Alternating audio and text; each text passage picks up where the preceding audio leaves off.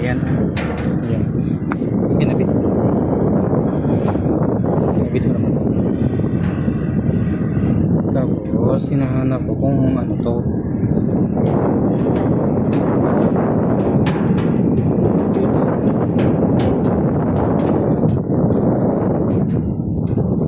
Jules pala yung makina na to. Akala ko pinag-iisipan ko, hinahanap ko makina. Akala ko kasi yung design na Jules pala siya. Jules engine.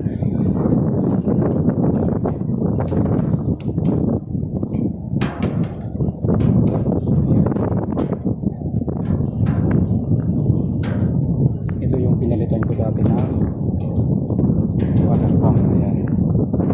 Ngayon, nangyari na naman ngayon, bulwak yung tubig dyan.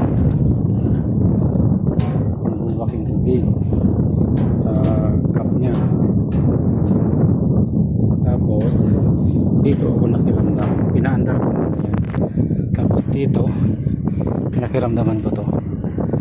Pagdating dito umiinit siya, pero yung kalahati, yung baba, dito sa baba, dito hindi siya umiinit, malamig siya.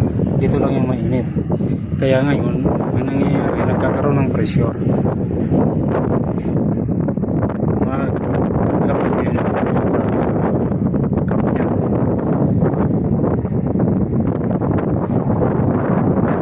So ibig sabihin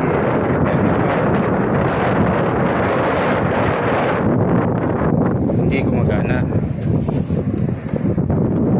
Kaya ang ginawa ko, may bago namang thermostat. Yun ang pinanggal. Ito dito yung thermostat. Ito yung thermostat. Ito, nati-check naman to eh. Inaano to sa ano, sa tubig. Pakulo ka ng tubig. Ilagay mo yan. Ilagay ito. Pag yan ay ano, magaganyan yan. Mag-open yan na ganyan. Pag nanot ng mainit, mag-open yan na ganyan. Ayan. Ganito yan. Pag inailubog siya sa mainit, ito, mag-open yan na ganyan. Ito, hindi na ito nag-open. Ayaw na itong magbukas. Ganyan na yung maganyan. Ganyan dapat siya.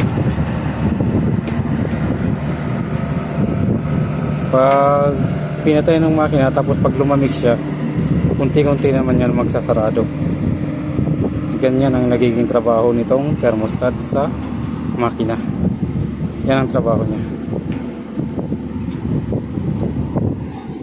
Lahat ng makina mayroon nito. Lahat ng makina may thermostat. Meron ganito.